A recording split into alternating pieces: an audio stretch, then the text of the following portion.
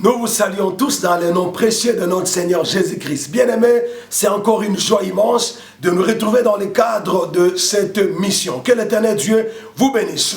Nous voulons parler aujourd'hui de comment vivre la vie de tes rêves. Comment vivre la vie de tes rêves. Bien-aimés, tout être humain a une vie qu'il a toujours rêvé avoir dans sa vie, qu'il a toujours rêvé mener dans sa vie. Voilà aujourd'hui pourquoi nous parlons de la vie de tes rêves.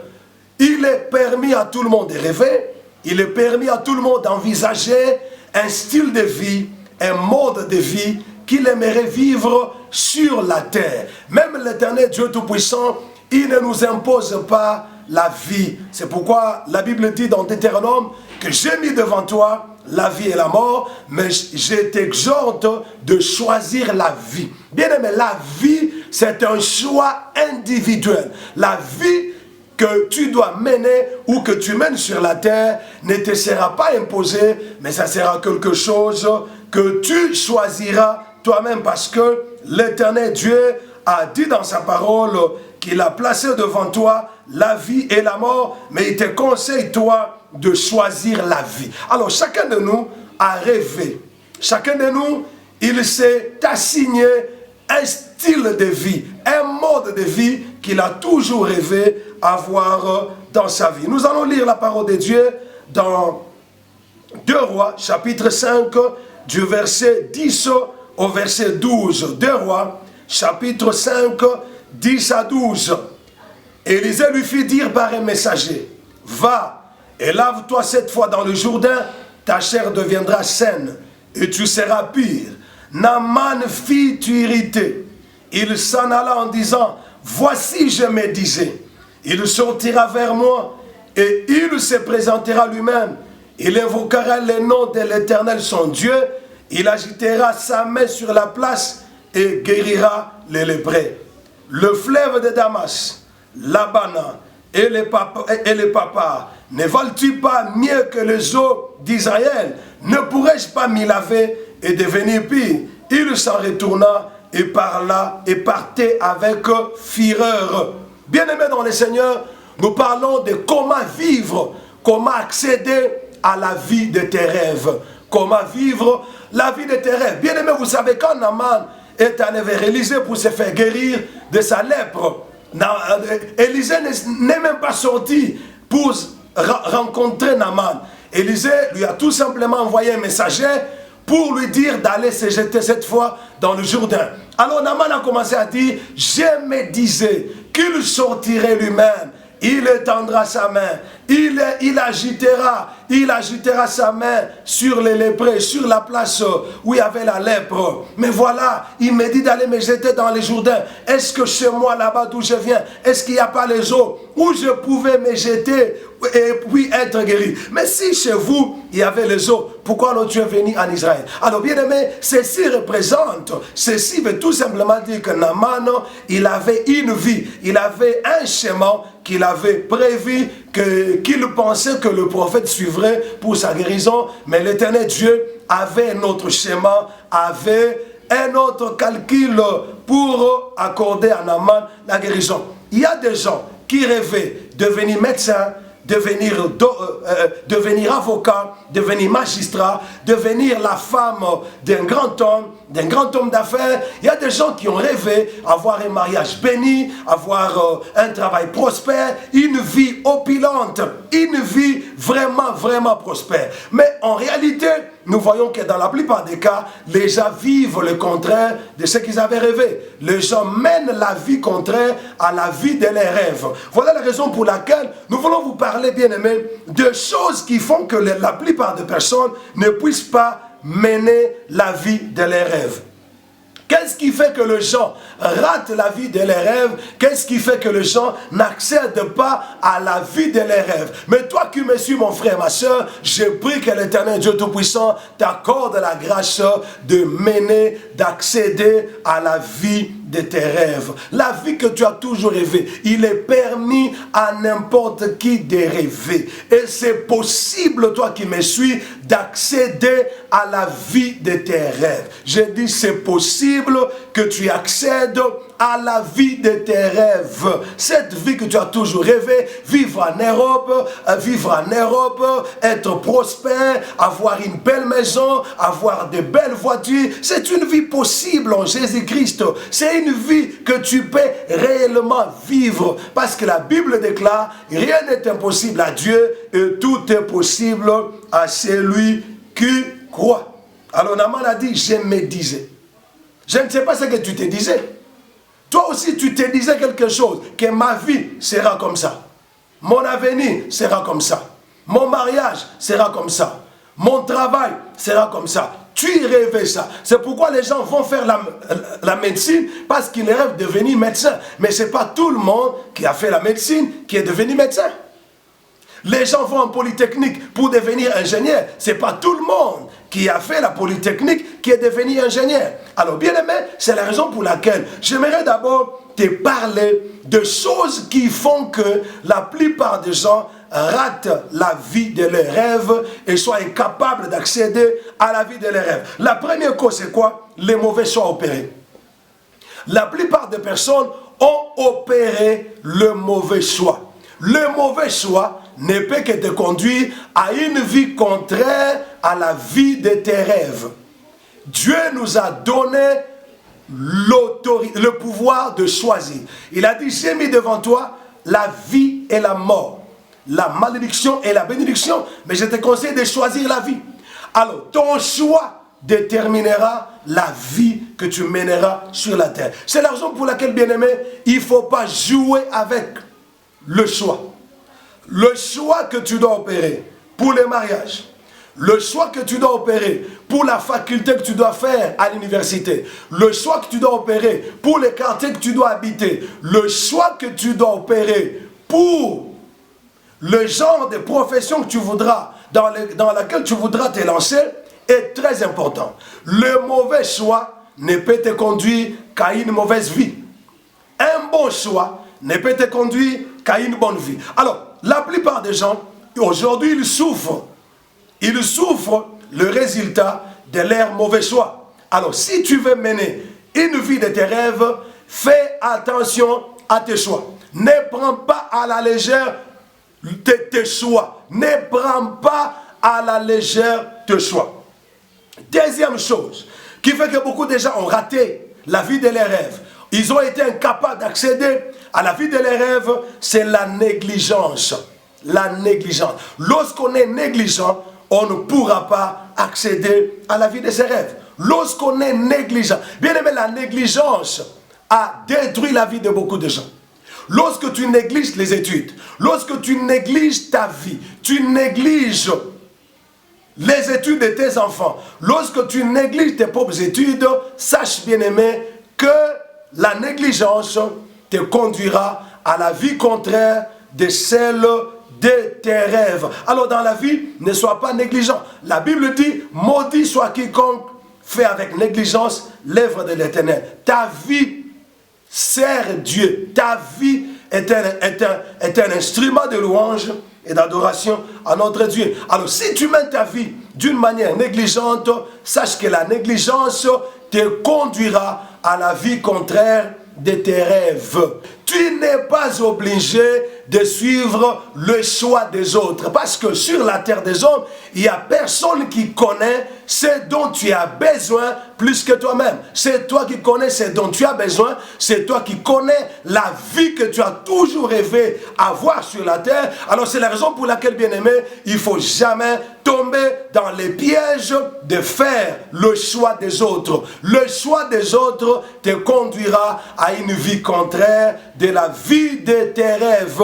Les autres peuvent te donner leur opinion, leur avis, mais tu n'es pas esclave des opinions des gens. Vous savez, bien aimé, la peur des opinions des autres peut aussi te conduire à mener une vie contraire de la vie de tes rêves. Il ne faut jamais avoir peur de ce que les gens diront, de ce que les gens penseront. Les opinions des gens ne doivent pas fonder ta vie. Tu ne peux pas baser ta vie sur ce que les gens penseront de toi, sur ce que les gens diront de toi. Tu dois baser ta vie sur ce que tu veux que ta vie soit, sur ce que tu veux que ta vie devienne. Beaucoup de gens se sont retrouvés en train de vivre la vie contraire à la vie de leurs rêves parce qu'ils ont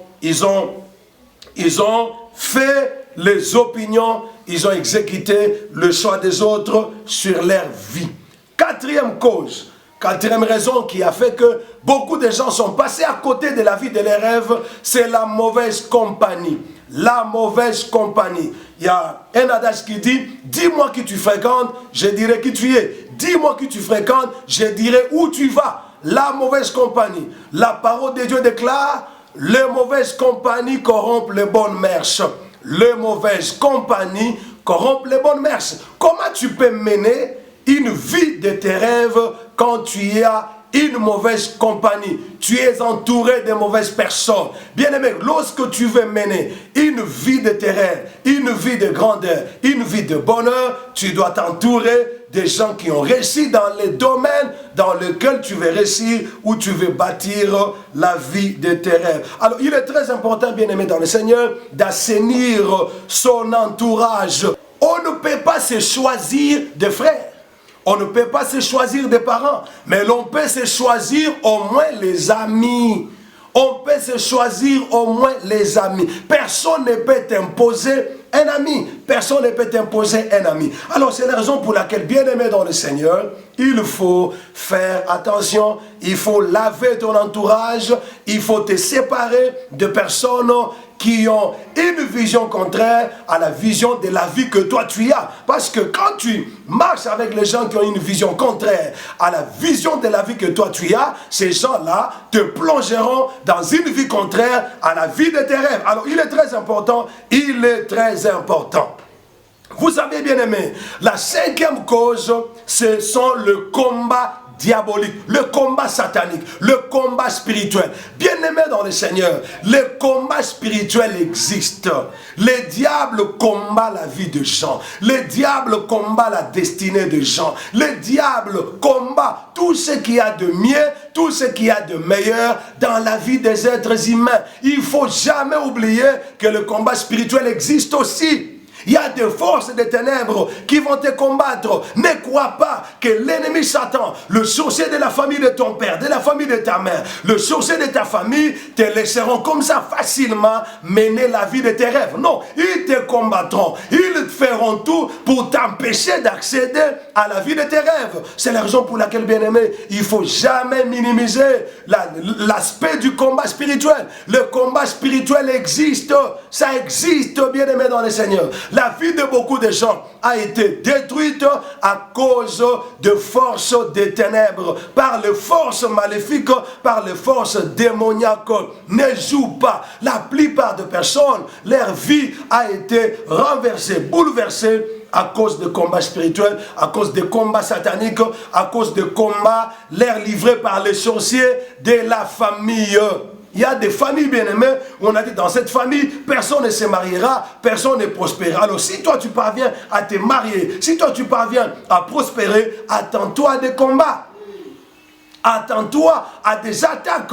Alors il faut bien aimer savoir que la parole de Dieu déclare, nous n'avons pas à lutter contre la chair et le sang, mais contre les principautés, contre les dominations et contre les princes de ce monde des ténèbres.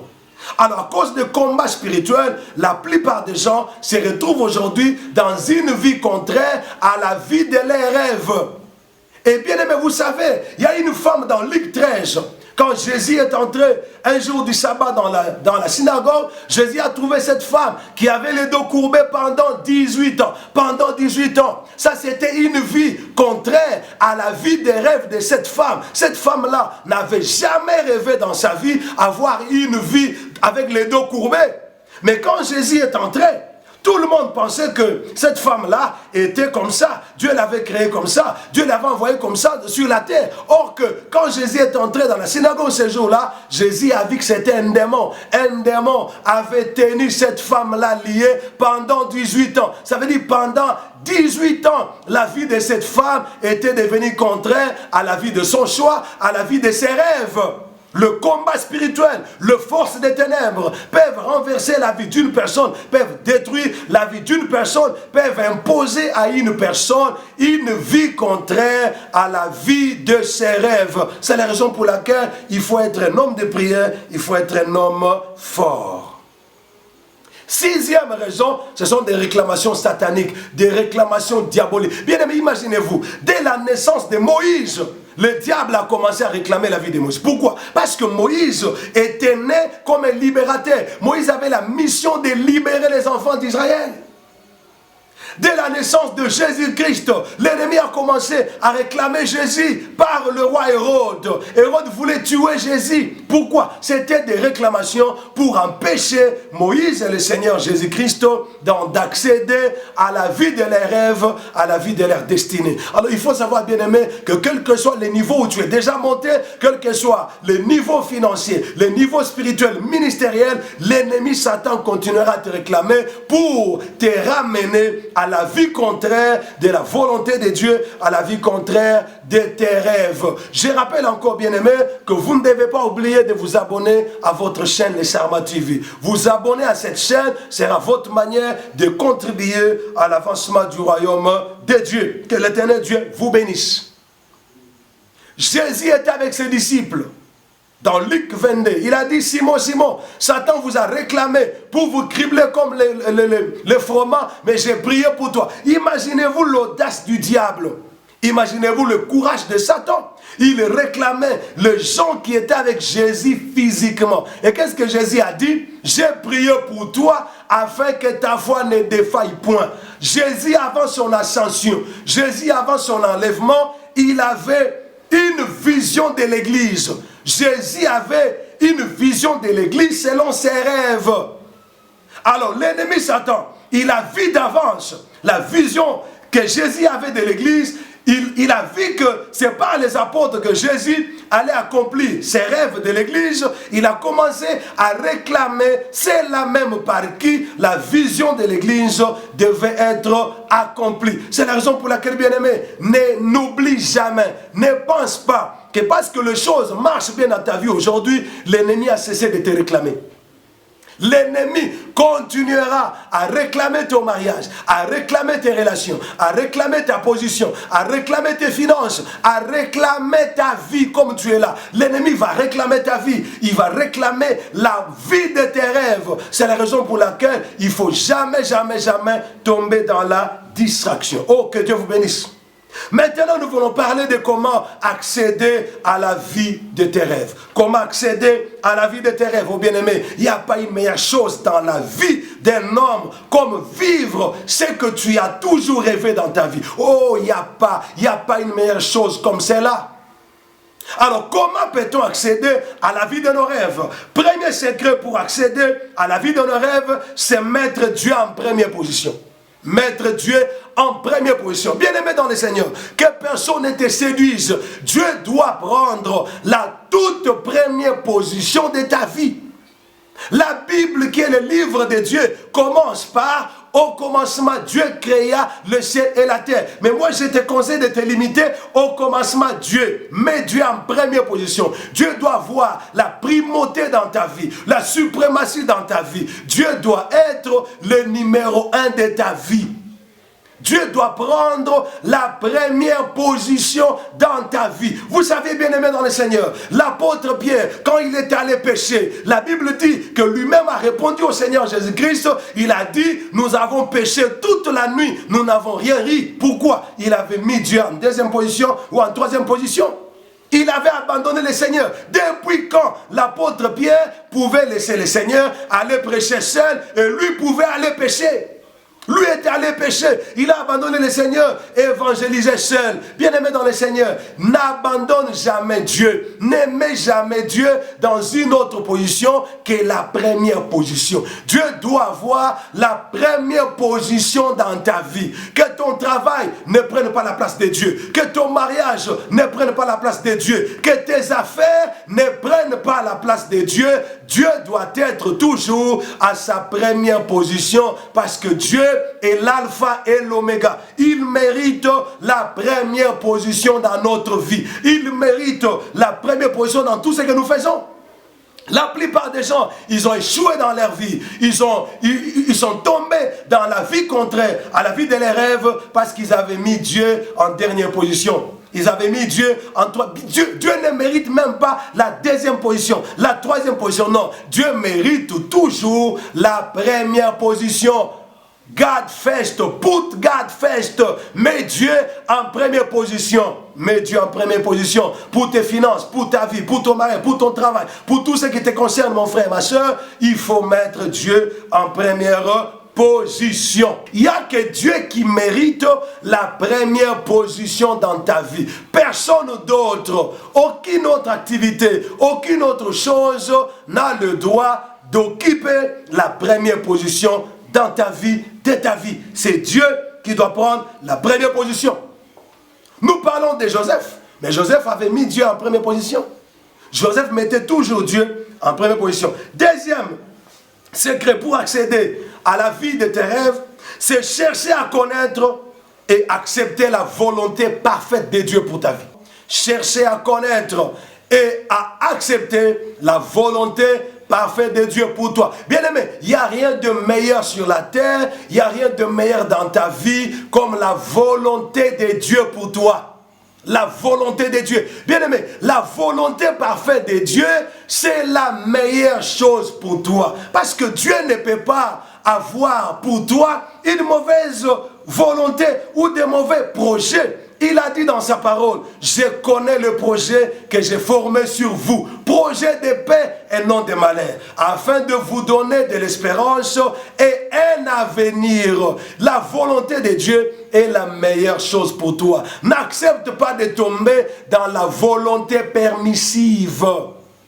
N'accepte pas de tomber dans la volonté permissive comme Balaam était tombé dans la volonté permissive. Cherche à connaître la volonté parfaite de Dieu pour ta vie. Accepte la volonté parfaite de Dieu pour ta vie. Dans Proverbes chapitre 19, le verset 21, la Bible déclare ceci. Il y a beaucoup de projets dans le cœur de l'homme, mais il n'y a que les desseins de Dieu qui s'accomplissent.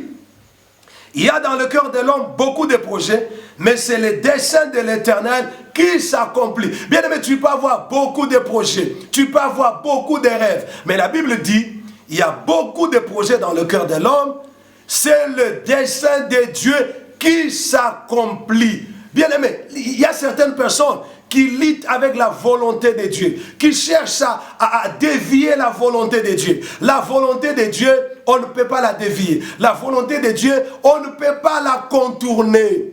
Il faut, bien aimer, accepter la volonté de Dieu pour toi. Mais pour l'accepter, il faut chercher à la connaître.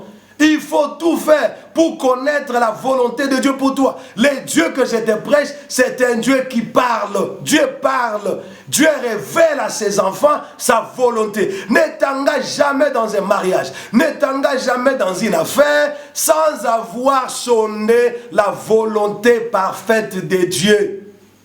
Tous ceux qui se sont engagés dans les affaires, dans les mariages, en dehors de la volonté de Dieu, ils ont fini par toucher la tête. Ils ont fini par regretter. Ils ont fini par dire, si je savais, si j'avais consulté Dieu, si j'avais écouté Dieu. C'est la raison pour laquelle, lorsque David consultait l'Éternel Dieu, avant de faire quoi que ce soit, David ne connaissait jamais la défaite. Il ne connaissait jamais l'échec. Tout ce qu'il rêvait comme victoire, Dieu lui donnait cela parce que avant de s'engager dans une bataille, dans une guerre, dans un combat, il allait toujours demander à Dieu sa volonté. Il disait à Dieu que je m'engage, que je poursuive. Si je poursuis, est-ce que je les atteindrai? Si je les atteins, est-ce que je vais tout récupérer? Dieu lui disait, vas-y, je suis avec toi, vas-y, vas-y. Et il partait. Et quand il partait, il revenait avec la victoire. Bien aimé, il est très important, mes frères et sœurs, de chercher à connaître la volonté de Dieu pour vous. Quelqu'un me posera la question, comment connaître la volonté de Dieu? Mais la volonté de Dieu, imaginez-vous, il y a certaines choses, quand tu veux le faire, Dieu vient te parler dans des songes de ne pas le faire. Ou Dieu te parle par une prophétie. Vous savez que la parole de Dieu, c'est la volonté de Dieu. La parole de Dieu est la volonté de Dieu, de Genèse à l'Apocalypse. Il faut sonder les Écritures. Mais Dieu parle aussi par des révélations. Il ne parle pas des rêves. Il ne parle pas des visions. Il ne parle pas des songes. Alors, bien-aimé dans le Seigneur, lorsque tu t'engages dans une affaire qui est contraire à la volonté de Dieu, attends-toi au contraire de la vie de tes rêves. Cherchons à sonder, cherchons à accepter la volonté parfaite de Dieu pour notre vie. La volonté de Dieu pour notre vie, c'est la meilleure des choses, parce que Dieu ne peut pas concevoir des mauvais projets contre toi. Il a dit dans le livre d'Ésaïe que si l'on forme des complots contre toi, cela ne viendra pas de moi. Cela ne viendra pas de moi. Alors, il faut bien aimer accepter la volonté de Dieu pour ta vie. Vous savez, par moment, en tant que prophète, on est des fois scandalisé d'entendre ou de voir la volonté de Dieu pour certaines personnes, pour la vie de certaines personnes. Alors, il faut bien aimer dans le Seigneur, ne pas te comparer à qui que ce soit, parce que ce que Dieu veut de ta vie n'est pas ce que Dieu veut de la vie de l'autre personne. Ce que Dieu veut de toi n'est pas ce que Dieu veut de la vie de l'autre personne. C'est pourquoi il ne faut jamais baser ta vie sur la comparaison des autres personnes. Il est très important d'accepter la volonté de Dieu pour toi. Troisième clé pour accéder à la vie de tes rêves, c'est travailler durement. Travailler durement. Bien-aimé, le travail te permettra d'accéder à la vie de tes rêves. Il faut travailler durement. Un homme qui ne travaille pas durement, c'est un homme qui aura des rêves, mais il ne verra jamais ces rêves-là s'accomplir. Si tu veux voir tes rêves se réaliser, travaille durement avec le Seigneur Dieu, tu verras tes rêves se réaliser. Quatrième clé pour accéder à la vie de tes rêves, c'est se fixer des objectifs clairs à atteindre. Tu dois te fixer, mon frère, ma soeur, des objectifs clairs à atteindre. Quels sont les objectifs que tu t'étais assigné cette année? Quels sont les objectifs que tu vas t'assigner pour l'année prochaine? Quels sont les objectifs que tu voudras atteindre dans 10 ans, dans 5 ans, dans 20 ans? Tu t'es assigné quel objectif?